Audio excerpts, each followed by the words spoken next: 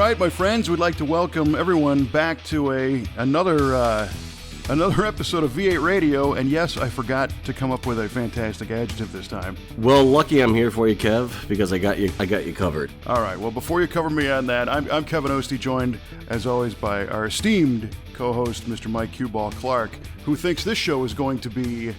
It will be prodigious, Kevin. A prodigious episode of V8 Radio. That's right. Meaning remarkably or impressively great in extent, size, or degree. Wow. Which is this show.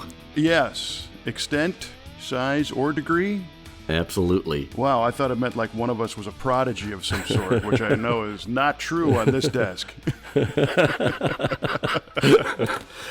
Prodigious. Mm-hmm. All right, well, right on. Dig it.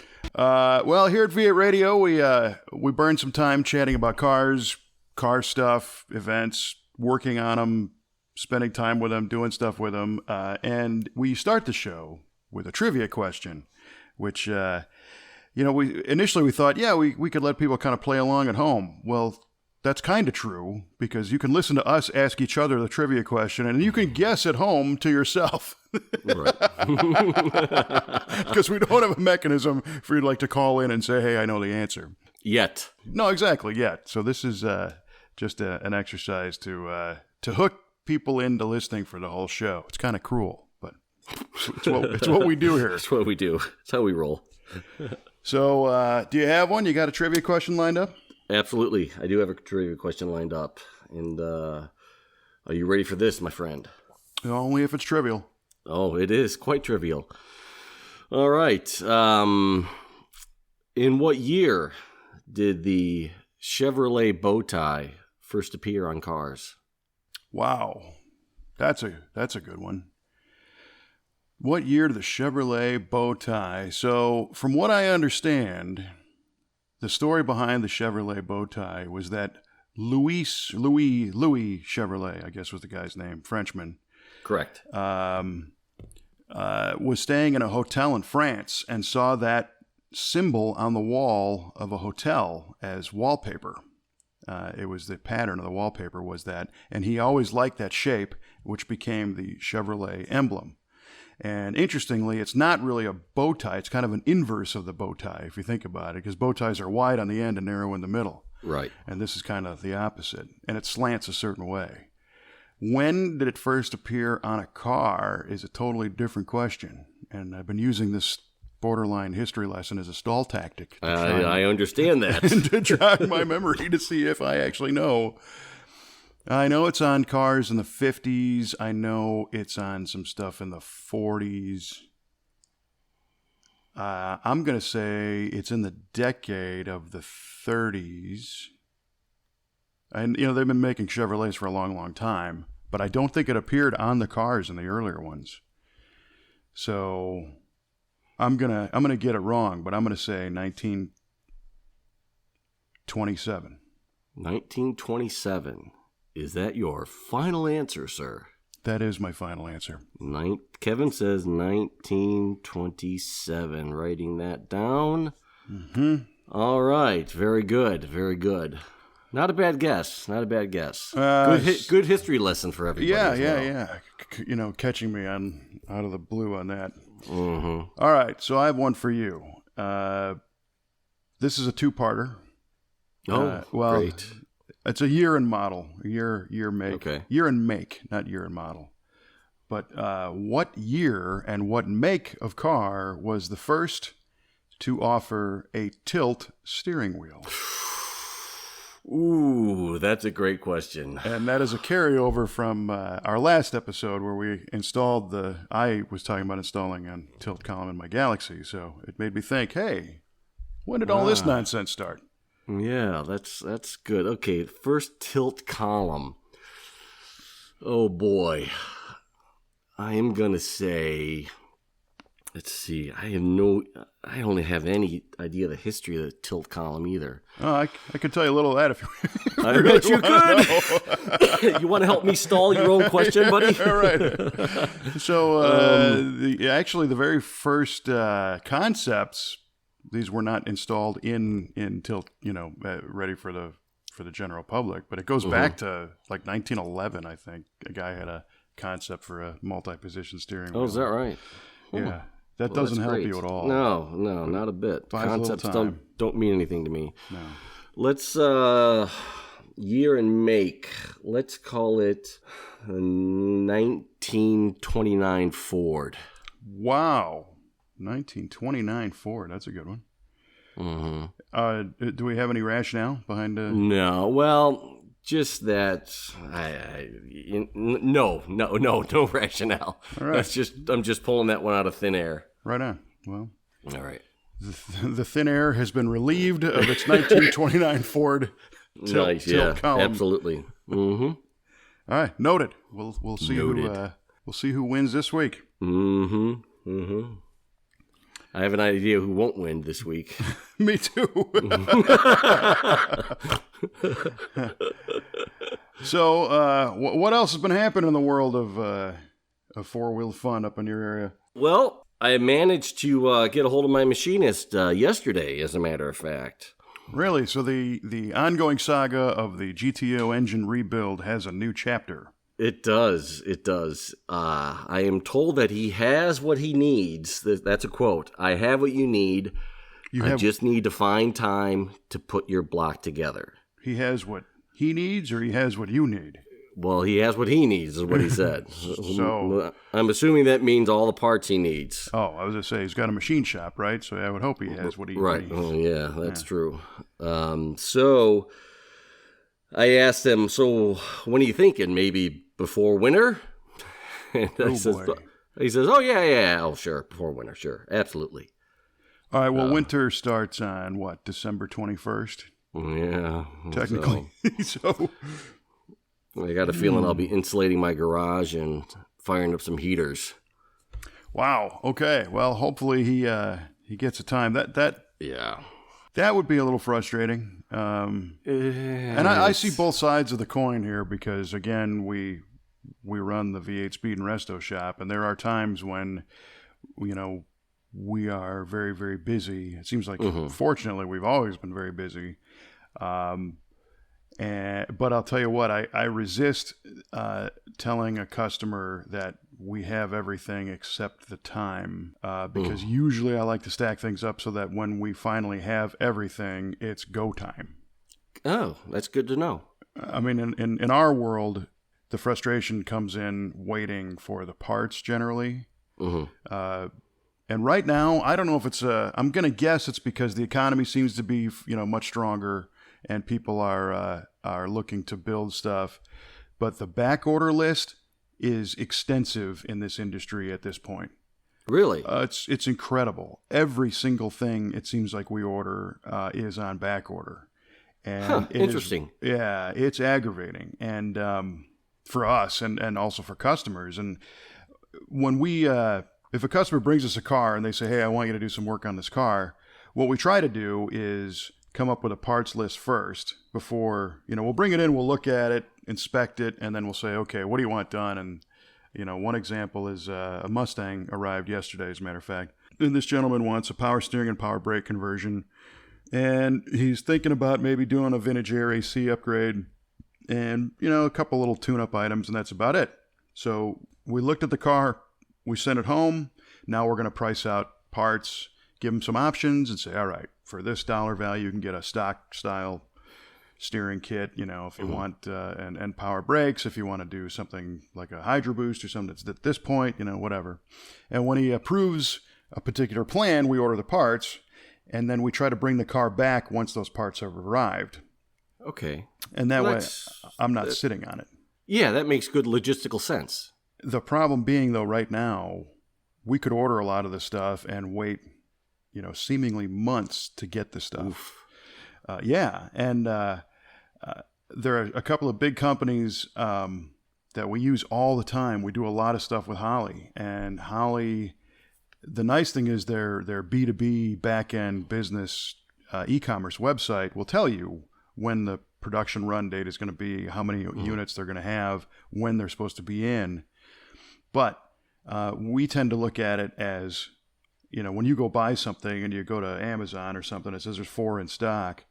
Amazon doesn't suggest that, yeah, there's 4 in stock or there's 4 coming in, but there's 100 other speed shops around the country, and there's 10 giant warehouse businesses like, Summit and Jags that are ahead of you. Oh, boy. Okay. So they might say, we got a big load of these coming in, and you go, great. And I got 42 of these parts coming in next Friday. And then next Friday comes and then you go check and there's 0. And you go, what just happened here? Oh, well, we had to fulfill other orders first because everybody else is waiting. So, gee whiz. Yeah. And, technically it's kind of a good problem again in the industry because people are doing stuff and right. It's popular and it's good. But, this gets back to the original point, though. So I don't tell a customer, oh, yeah, everything's right there on the shelf. I'll call you when I feel like it. Have a nice day, eh? Yeah, right. But there are times when all the stuff is in and we got to finish, tidy up something else before we can jump on it, whatever.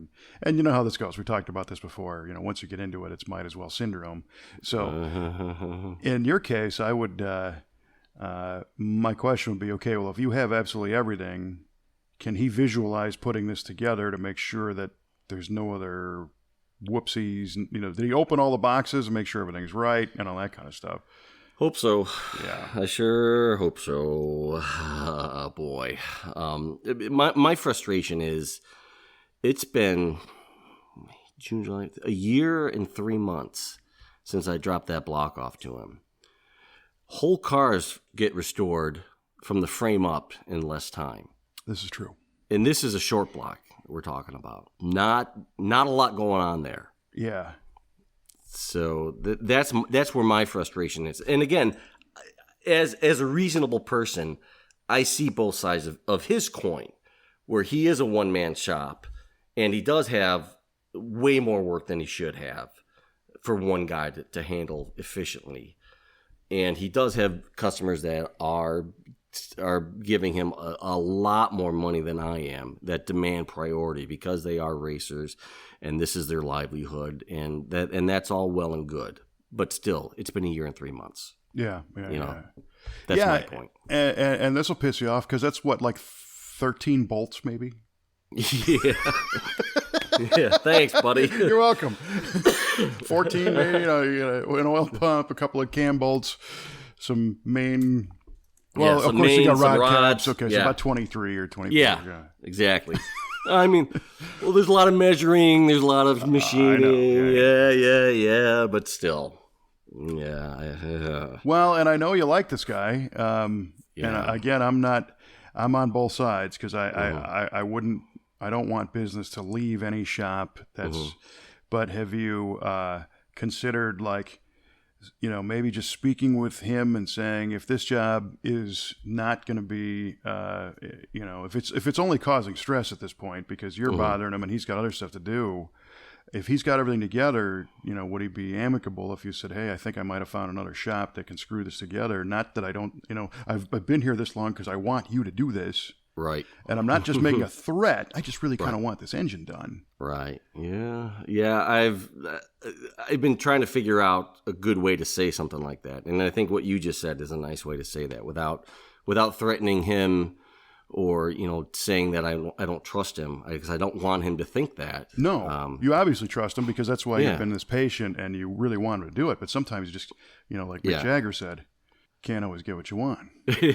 Yeah. Yeah, I mean... he also said brown sugar, and I don't know, but... Well, I'm definitely not going to paint this thing black, that's for sure. Yeah, there you go. Doesn't even have red doors. No red doors. But so then the other challenge there would be, okay, so what, maybe he says, yeah, Mike, I'm cool with that, I appreciate it, because I obviously haven't gotten to it. But then where do you go? Yeah, well... Yeah, that's another good one. If he has all the parts, and if they're not in the car, I would almost take everything and just figure out how to do it myself and make a small investment in whatever measuring tools I'd need to be competent to put this together, to feel confident that it's going to be put together correctly. And it would be a fun thing to learn and do and see if I could do it. Well, and that is in my experiences of building engines, putting an engine together isn't very difficult. It's not. But there are some challenges and things that if you do not do this every day, there are some things that can trip you up. They become bad when you have to get this engine together today. If you have, if you're trying to make the next round or something, you need to know how to handle these challenges. But an example is, as you're saying with the measurement tools, if you happen to catch the engine build series we did with the S71 Turbo Oldsmobile engine with Bill Travato at BTR Performance, building that short block, I recommend you go watch that because he points out, and his style, and Bill Travato is just a master engine builder, one of the best around, and he's not even around. He's in New York, so he's not like local to me. Right. But we went to Rochester to go have him build this engine because he's the guy on Oldsmobiles. Or anything. He pointed out that, the engine doesn't know what name's on the valve cover, so the techniques apply. But one of the coolest ones, in that multi-video engine series, Bill Travato goes through putting together this short block, well, the whole engine, actually, for that Oldsmobile. And we often think about putting an engine together as taking the parts and bolting them together and, lubricating them to make sure as you turn it over it stays free, you don't gouge anything, and using, at the very minimal, using a plastic gauge to measure the clearances and stuff. But what Bill does, and he does that in that video series, is he puts the reciprocating assembly together without the main seals at the ends. So most engines have a one-piece or a two-piece seal on the back, and turns the engine over, turns the reciprocating assembly, just the crankshaft, I think, bolts the crank down and spins it to make sure the crank spins freely by itself as step one.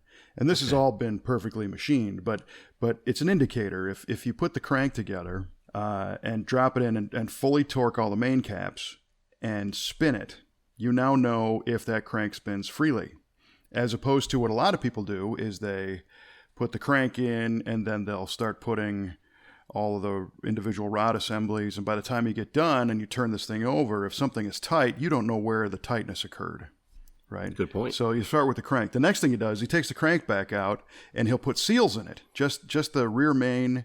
And if the engine has a front main that's not like in a timing cover or something, he'll put that rear main seal in and torque it down again and then spin just the crankshaft with just the rear seal. And that'll tell you again how much drag that rear seal is introduced. Right? So just measuring things step by step. And then builds out the rest of it. And he demonstrates how the crank, in that one, you could basically spin it with your hand and the crank will spin freely in the block. So the point being is that he knows, and he's done this stuff all the time, and that video series would certainly help you out. Where these things get challenging is when you put the crank in and tighten the caps down and it's locked. And you're in your home garage and you don't have the equipment to correct this, and it might be something that the bearings are wrong, it might be that the block is twisted, it might be that the crank is wrong or cut wrong or one of the journals. So that's where your measuring equipment comes in. I recommend measuring the thickness of all the bearings and making sure that the right parts are in the right box. We were at Fast Times Motor Works putting together the engine for that 496 Chevelle we did many years ago. And we opened up the box of bearings, and it was the wrong ones in the box. Just somebody asleep at the wheel at the plant one day. And if we would have taken those out and just put them in without checking them all, we would have been stuck. Oh, yeah. So if he does release this thing and you do bring it home, a good micrometer and a dial indicator and a digital caliper at the very least, and just check everything. Check the part numbers on the bearings and all that stuff. But then you get into a situation where you could start putting it together until you encounter something like that. Right.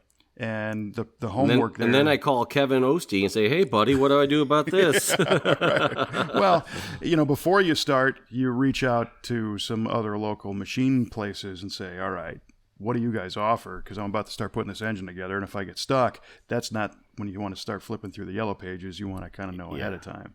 Sure. But I think you should do it.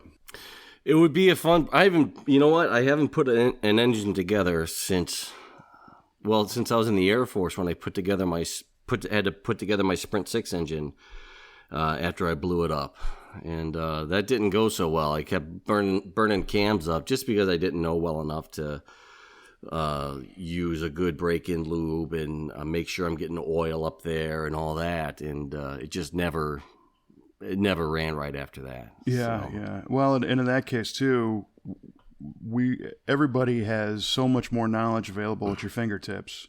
Totally. Our biggest hesitation on starting new engines with flat tappet cams is exactly that situation. You know, these cams go flat, and I think the secret sauce these days is do everything you can to make sure that those push rods are spinning when you start that engine, which means start it with the valve cover off.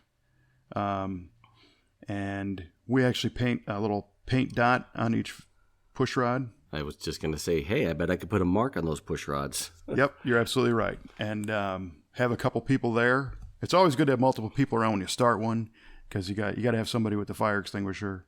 Yeah. You know, somebody checking for leaks, somebody watching the oil pressure gauge. And I'm not saying that if the push rod, so the story is that, you know, but you're going to do a roller anyway, so it doesn't matter so much. But now that I brought it up, the cam lobes are tapered, and the lifter is designed to spin on the lobe. And if it doesn't spin, it's going to wipe that lobe out. So I think the best indicator that's easy to spot is if that push rod is not spinning. That means that cam is, you know, the lifter is just gliding on the lobe, and it's going to carve it out. Right. So, you know, what do you do if you start the thing up and it's not spinning? Sometimes you can actually spin the rod, which can, if there's enough pressure on it, can start that lifter spinning. Otherwise, some engines you can see down in there and see the lifter itself and maybe get a tool on it. Others, you got to take it apart, you know, but that's just it. So the pre-prep there is that as you're putting your lifters in, make sure that they spin freely in the block, because it might be pinched in the block. So I guess the summary of this long-ass story is that if you if it's supposed to spin or turn or move, make sure it does all of the above as you're building it. Yeah, and not just put everything together as a static thing and then put power to it and make it spin and hope it all works together. Right. I guess it makes sense. Along those lines, it makes sense. I would imagine if you could have your short block together, put your heads on, and have your valve train completely intact with your valve springs and your rockers and all that, and turn the engine by hand and watch for those push rods to turn as well. That way it's not doing it 300 times before you catch it not spinning. Yeah, only maybe one or two times. That's a good question, because I don't know if cranking it over by hand is going to be enough to make them spin. You don't think enough to just that friction of that motion of the lobe sweeping over the lifter? I don't know. It's possible. I think, you know, you put, like you mentioned before, you put a good assembly lube on it, it tends to slide right away, and then eventually it kind of grabs. That's a good point. That's a good point. But it is, I do recommend, and especially you too, if you put yours together, now that you're putting a roller lifter in it, that requires a different length push rod than original. And you want to make sure that geometry is all right. Oh, yeah. And that means head gasket, that means rocker pedestals and rocker arms and any shims and all that stuff, and checking the sweep of your rocker arm on the tip of the valve stem to make sure, you know, you mark that and make sure it's going 180 across, basically, so that it doesn't clatter like crazy when it's together. So, again, the good thing, having time on your side, you know, you can do all these little checks. Right. And make progress. And if you have anything, you know, in that video, again, Bill Travato says if something doesn't feel right, it probably isn't. So don't just keep going. And that's a mistake that a lot of people make working on this stuff that don't do it every day, because you go, right. I don't know, how is this supposed to feel? I don't do this every day. I don't know. It's a good point. It's a good point. And this bolt is going in a little tight. Maybe I just need to put more wrench on it, you know. Or I'm nervous about this. I'm stressed. I've never done it before, so I'm not sure. I'm just going to get it together and see what happens, as opposed to hitting the brakes and saying, no. I'm getting one indicator of spidey sense that something's not going right, I'm going to stop and I'm going to ask. And that's what you got to do. That's good advice, my friend. Good advice. I hope it doesn't come to it, but if it does, I'm glad I have resources, a lot more resources than I did, 25 years ago when last time I did this. Well, so, yeah, and the other thing is the internet is full of right answers. Everything on the internet, just Google it, and it's good. There's the correct answer. Exactly, everything's right every single time. And there's enough machine and engine shops in the Chicago. And the other thing too, you're not necessarily building a 3,500 horsepower Pro Mod engine, right? But at the same time, it doesn't matter. It's just as critical. Mm-hmm. Yeah. Well, I went through all this because I want this engine to last and be right and run well and run efficiently and not have to, stop every 50 miles and tweak something or clean up a leak or do any of that kind of nonsense. So this project, as long as it's taken, is really important to me because, it's my car and I want it to be right and I want to be able to drive it again, for Pete's sake. Well, the leaks are on your own. Because it is a Pontiac V8 and it was designed in the 50s essentially, and it's gonna leak. Well, there's been technology that's come a long way to help mitigate that. Maybe not eliminate it altogether, but you got your BOP one-piece rear main seal that people have said helps out quite a bit, and you got your BOP one-piece oil pan gasket that people love that helps quite a bit with those leaks. And that does, without a doubt. But we find ourselves telling that story to customers all the time where, we do something, we put a brand new engine in a car, send it home, and 2 weeks later it's got a drip. It's got a coolant drip and a trans drip, and it's got an oil drip. And it's the hard part is we use all the good stuff. We use the good sealants. We prep the surfaces properly.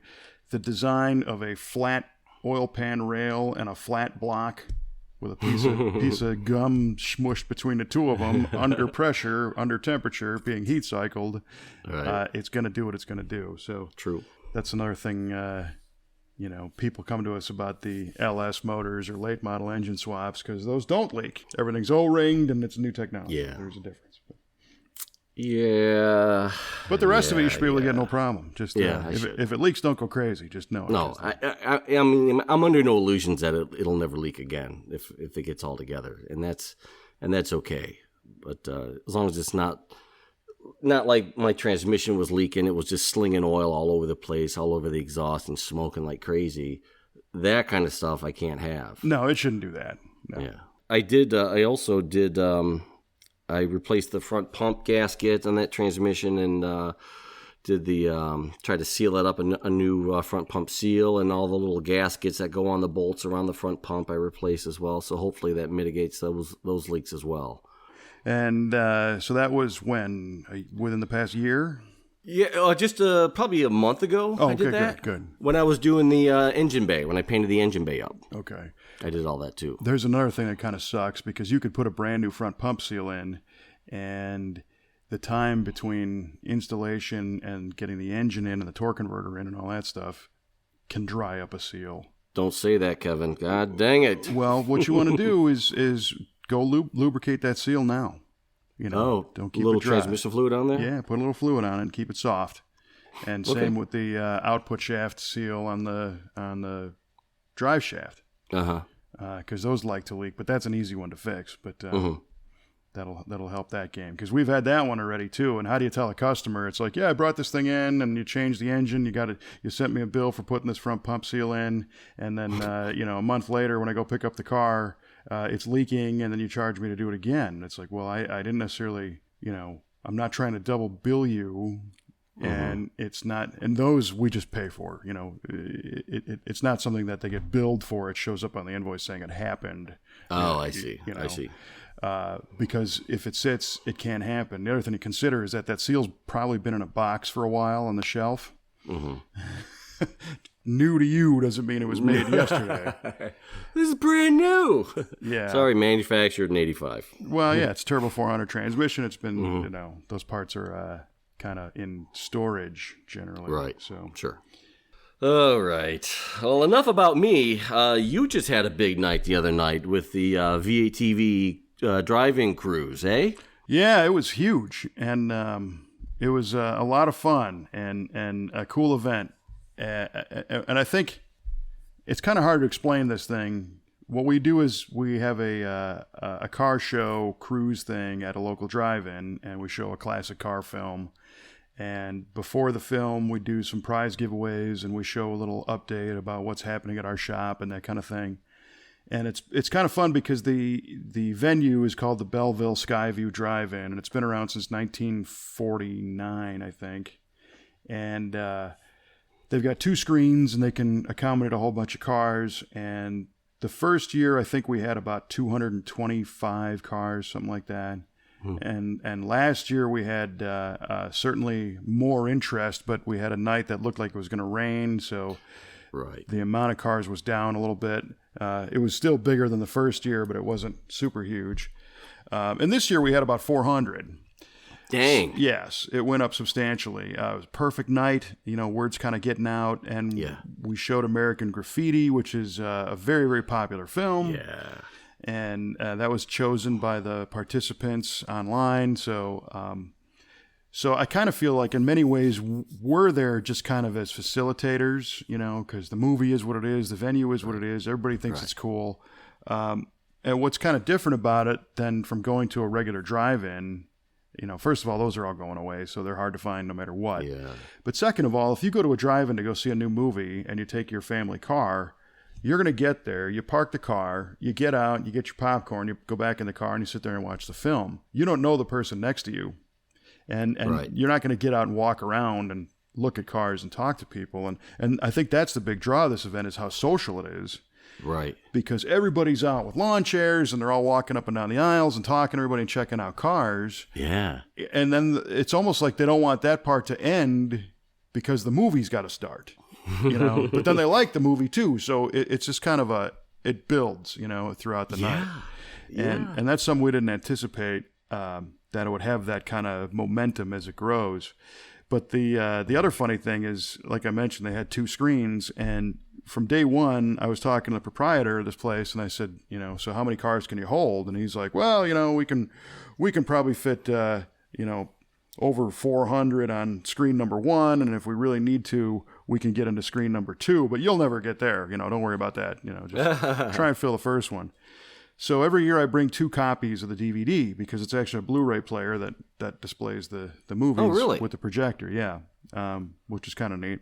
Yeah. And every year he's like, "Yeah, why'd you bring 2?" And it's like, "Well, you got 2 screens, And oh yeah, you're crazy." Well. Every year before the night's a Thursday night. We have to do it on a Thursday night because the drive-in needs to have the weekend reserved for current films. Right. And this is a private event, so we got to do it during the week. And I showed up with my 2 DVDs on Wednesday night, and we did a test, and everything worked just fine. And he said, "Oh, you got two DVDs again?" I said, "Yeah." And he said, "It's funny." He said, "I've never actually seen American Graffiti all the way through." And I said, "Well, I got 2 copies. You're welcome to have one, when we're done. It's cool by me. I don't need them." And he's like, "Oh, okay, thanks." Well, the night of, the cars are just pouring in, rolling in. And I look and I see that the second screen area is being filled with cars. And I'm like, wow, this is great, Yeah. So where's my other copy? Well, and it's getting darker and getting darker. And I said, logistically, how do we launch the first screen and then fire the second one off? And he's like, "Yeah, I got a little problem. I took the other DVD home to my house and I didn't bring it back." I'm like, "Are you kidding me?" So luckily he lives close and he was able to zip out and get it and bring it back. So I do have to apologize to some of the people that were at the second screen because there was a delay between the first one starting and the second one starting. And the other thing is that we're doing our prize giveaways on screen number 1, and there is no technology to simultaneously feed both screens. So we were streaming the prize giveaways. Imagine this technology. So I got a phone that is on a Facebook Live that is going online. I got a laptop in the projection room that's receiving that, and then it's on a full screen mode and sending that signal to the video projector, which is blasting it up on the big screen. Wow. And then the audio is coming out of the laptop and being broadcast on an FM transmitter to all the cars so that they can listen in the cars. So there's like 100 things that are happening at the same time. That's pretty cool. It was pretty cool, and it actually worked. The downside is the people didn't necessarily know that it was time to turn their radios on in the car and focus on the big screen.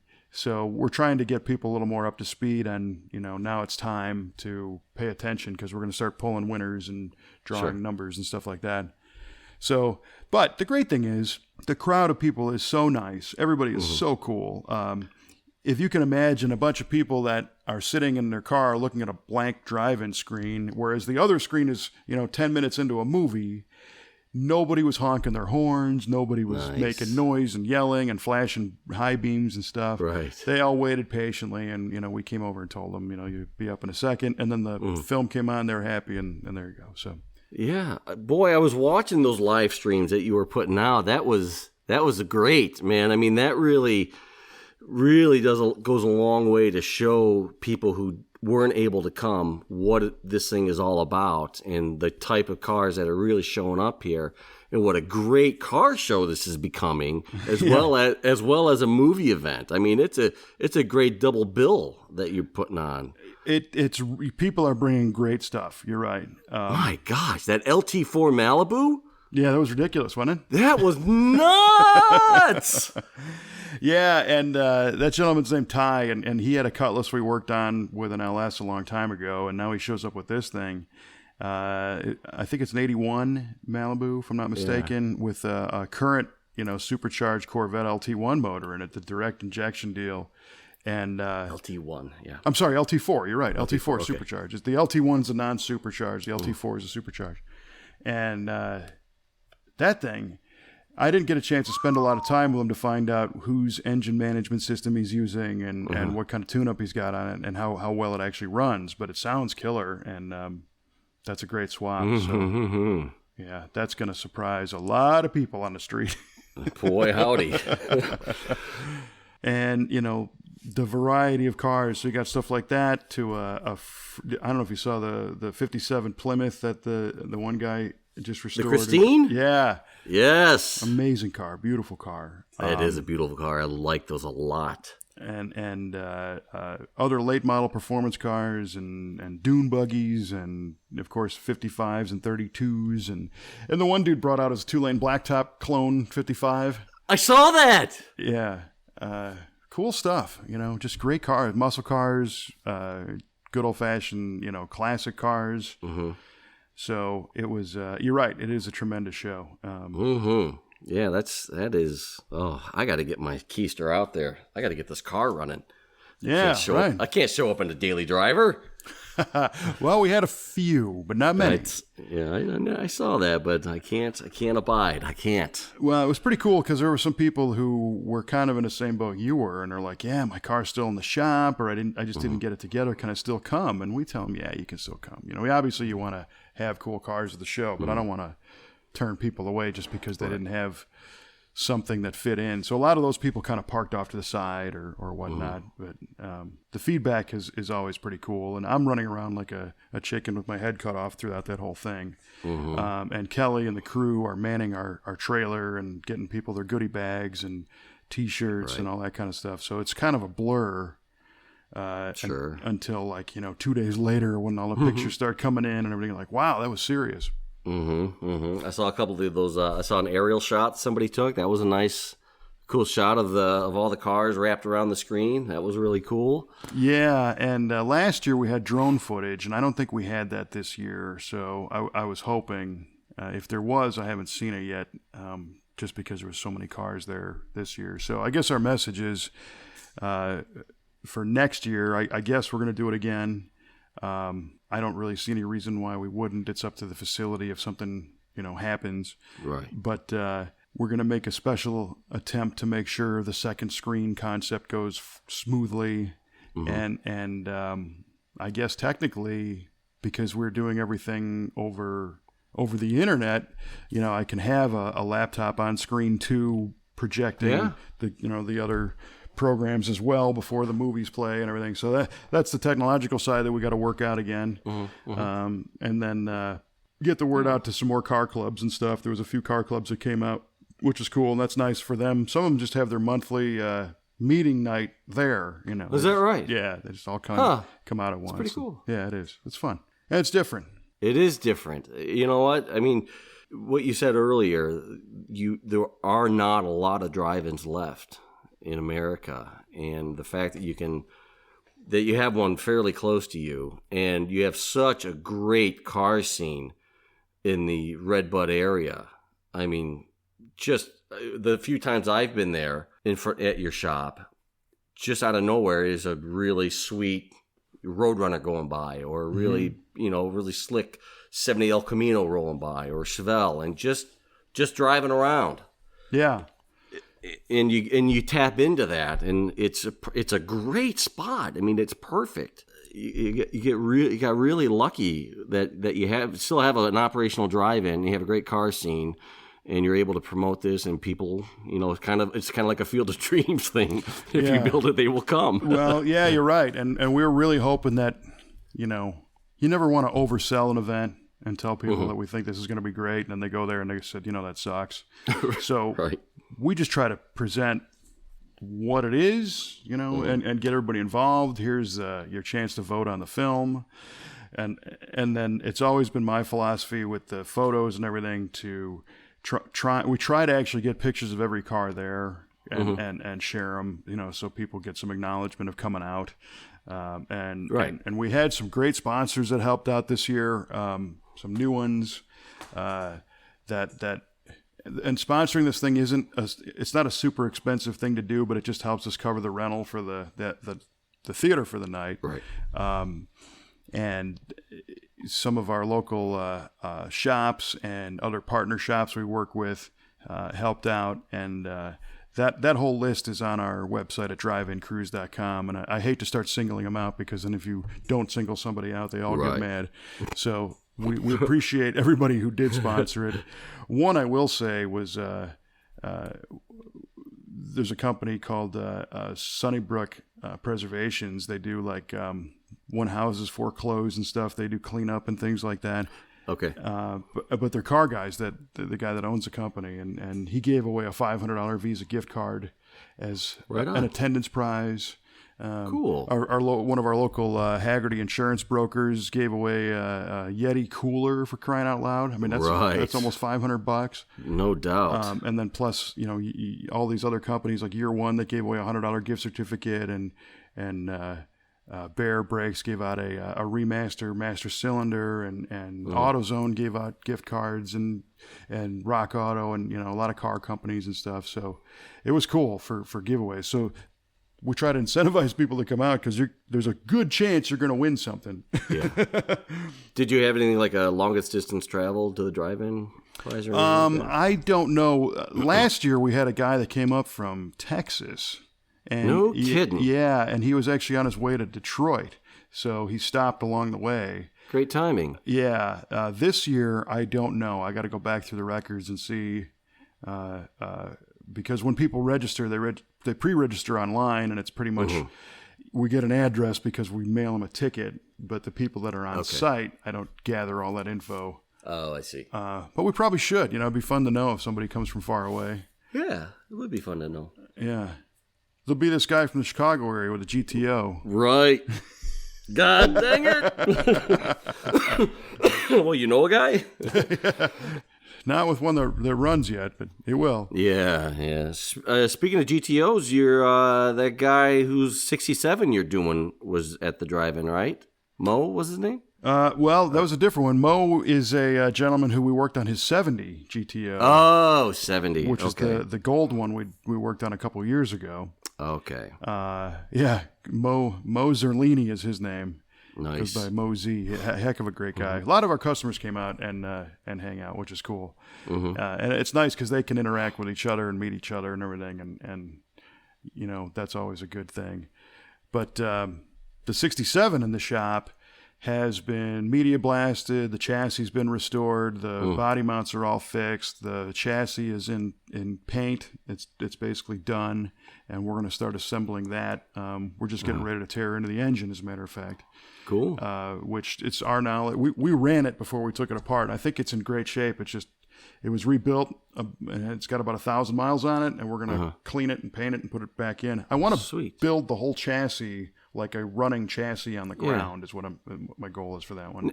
Now, is that not how you would normally do a frame-off restoration on a car? It depends what normal means. If it's a restoration where we're truly kind of making it stock, to a certain degree, yeah. Okay. The path you take can kind of vary depending on what they need. What I like to do is blow the body off the frame, and I'm overgeneralizing because there's a lot of stuff. That's fine. And we measure everything and make sure we know how it fit initially, but then take it all apart, body off the frame, body goes out, gets media blasted, goes on a jig, and starts getting worked on. And the chassis goes out and it gets media blasted. We fix all the body mount holes. That's kind of where we're at now. So a lot of times, if the body needs quarter panels and stuff, and it's not going to be like an over-the-top show car or something custom, a lot of times we will do the floors and get the floor and firewall into its final finish and put the body back on its original frame with the new bushings and lock it down, and then maybe do topside metal work like quarter panels and stuff. Okay. And that way it's in the shape it's going to be regardless.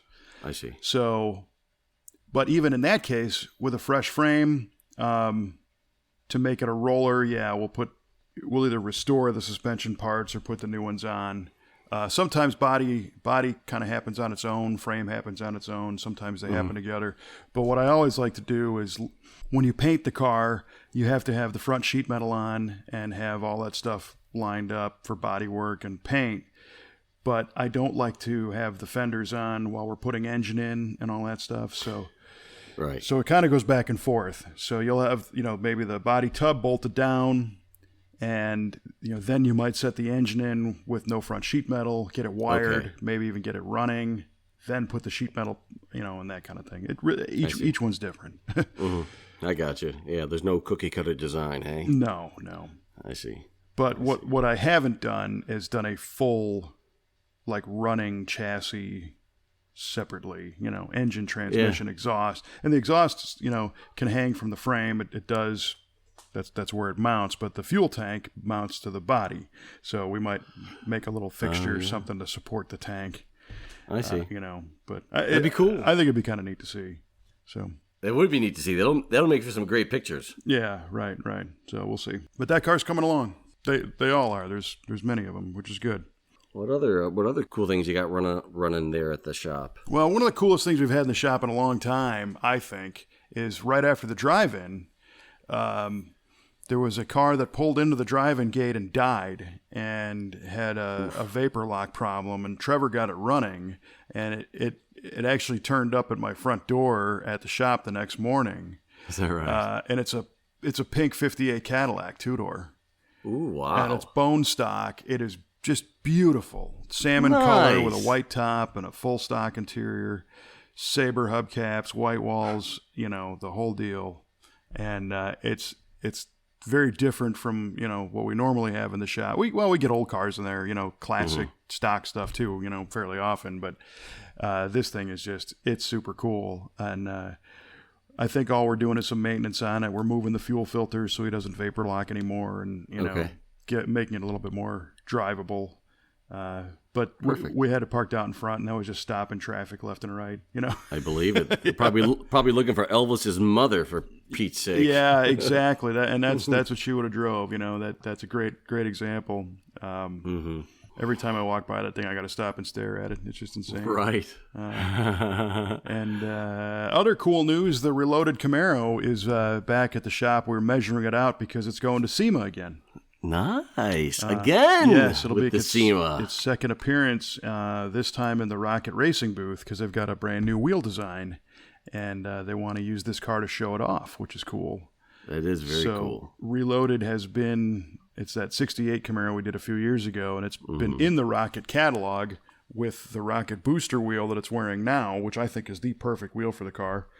But their new Rocket Attack wheel, it's called, is a Pro Touring style wheel, and they said, that car's been with us, with our company for a long time as a nice image vehicle, so is it cool if we use it to showcase the new wheels at SEMA? So that'll be fun. It'll be going back. Very nice. Yeah. I'm sure Pete's got to be stoked about that. He is very stoked, and the other fun thing is the car's done. Yeah. No last-minute thrashing to get it going, right? Right, exactly. So, well, that's gonna be a change. Right. Well, we got kind of lucky last year too, because when the Comp Camps Camaro went last year, it was done and they brought it out. So we've been even better. Been lucky. Yeah. Yeah, you're gonna get spoiled. Right. Yeah. No kidding. No kidding. But the usual variety of high performance Camaros. We've got a Mustang that just came in, a '65 that we're doing some upgrades on. We're in the home stretch on the '69 Corvette with the LS3 6-speed swap. That's been a bigger project than anybody expected because being a Corvette, everything is packaged differently and nothing fits. And there's very little you can buy just to bolt an LS swap into a Corvette, believe it or not. You can get engine mounts and headers, but this customer wanted side pipes, so we had to make some of those for the LS and modify the cooling system on the car, and we'd put air conditioning in it and did a vintage air setup with a custom console and that looks stock and upgraded with some wheelwood brakes and stuff. So that thing's going to be an animal, though. It runs and drives now, so it's in the home stretch. Sweet. Yeah, that sounds like it's a real engineering exercise to get that all done, eh? It is.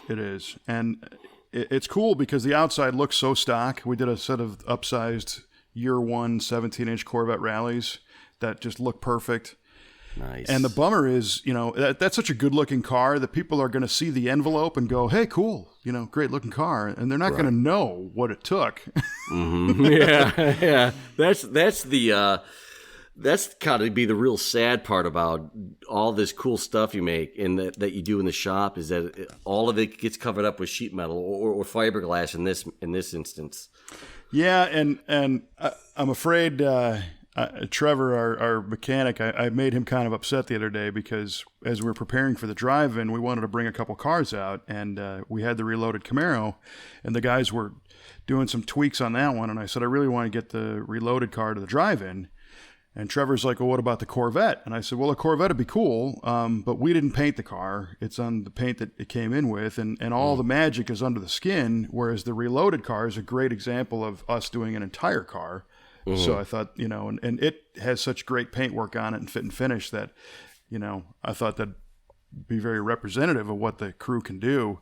Mm-hmm. And Trevor took that as me saying that the Corvette wasn't as challenging or as worthy or as special. And I had to tell him, I said, no, not at all. But to your point, everything's hidden under the skin. If somebody walks by, they go, oh, an LS and a Corvette. It looks like it was so easy.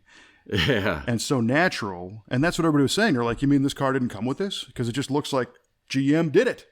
And people don't get that all the time and effort it took to make that look so almost pedestrian inside that engine bay to look like it belongs there. Yes, it looks organic, like it was born with it. And how you do that is the finishes you choose, the level of detail in the wiring, using the proper connectors, routing everything with an engineering standpoint and not just, so it's not a bunch of braided hoses and blue spark plug wires and, to where it looked like it came from, a parts store. I mean, it looks like it was factory done, which is a tremendous testament to the crew, between Trevor and Tyler and John Moss and Jay, who did the fiberglass work, and all the guys who have touched this car. That was the whole mission. And it's got Dakota Digital HDX gauges in it, so they look correct. It's not an accurate 100% reproduction Corvette gauge, but when you look at it, you go, oh, yeah, look, like it belongs. Right. It's not what it came with. It looks right. Yeah. So unless you have somebody standing there that can point all this stuff out, that's when that car will really shine. And so we did bring both. We brought Reloaded and we brought the Corvette, and Trevor was there, kind of like the proud papa with the hood open, pointing out. And it had a crowd around it, probably bigger than the Camaro. So I had to eat some words. See, I told you. Yeah, but again, a bright red '69 Corvette Roadster is kind of hard to. It's hard to miss. To ignore, yeah. So. But I love the car. It's super bad. And one thing I was concerned with is that having true split side pipes, I didn't want this thing to end up sounding like a Dodge Viper, where it sounds like it's got 2 5-cylinders. Oh yeah, right. But this thing sounds like a big block Corvette with an LS. So really? That was cool. Yeah. So there's all kinds. The whole television episodes are going to be on that one, and lots of video. Good. We shot that whole thing. So. Well, good. I'm on board for that. Good. All right. Well, I think for those who are still awake, we have our trivia question answers. Let's see. Who went first? I guess you go first. I went first. Okay. I asked you, Kevin, and all of you listening out there, what year did the Chevrolet Bowtie first appear on cars? Right. And Kevin's answer was 1927. Yes. Well, no. Good. That is not correct. I didn't think it was. You weren't too far off. There's my research brought me to 2 answers on this, and so I would have accepted either. I would have accepted either 1913 or 1914. Ah, wow. And I read something where the widow, I read about that story about Louis Chevrolet seeing that pattern on wallpaper and tearing a piece of it off and saying this would be a great emblem for this. I also saw an interview, or read an interview with Jimmy Durant's widow in 1973, and she said that Jimmy Durant saw that when they were at a vacation spot, they saw that emblem on something, and he said that would be a great emblem for Chevrolet. So we have 2 conflicting stories on that. Which one is true? The world may never know. So, well, there you go. So I lost. But you were close. 13. Yeah, I wasn't terribly far off. No, I mean you didn't say like 1970 or anything. Yeah, like that. No, yeah, not. Yeah. You're not as far off as I probably am. Well, you're right. So my question to you was, what year and make of car saw the debut of the tilt steering wheel? Mm-hmm. And you said 1929 Ford. Mm-hmm. And that was maybe you had the Chevrolet emblem on the brain at that point. Maybe for time period, because the correct answer is 1963 Cadillac. Whoa! Yeah, 63 Caddy. Yeah, and I agree with you that you'd think that had been around far longer, but it was not. And you think of the innovation like the curved dash on the Oldsmobile. Maybe tilt wheel wasn't far behind that. Right. Well, so the story there is in the 60s. 61 Ford with the Thunderbird came out with the swing away wheel, which moved the whole column over. Right. So you could get in and out. And Cadillac, and of course GM, they don't like to be second on anything. So instead of doing a whole moving column, they just did a moving wheel for 63. And then right after that, Ford did and I forgot what it's called, but it's a steering wheel that swings and tilts. Oh, of course. And that's when the feds got in and they said, look, we can't be having, they introduced the collapsible steering columns as a mandate. Mm-hmm. So now Ford's like, oh man, so now we have to have this thing tilt, swing out of the way, and collapse, and we're getting kind of hairy on our steering inputs. Interestingly, on that Thunderbird, we had a 66 in the shop, I think, for a while. And that swing away tilt, I think it was also a telescoping wheel. And there's a system of vacuum actuated relays and releases so that when you open the door, the wheel kind of moves out of the way on its own.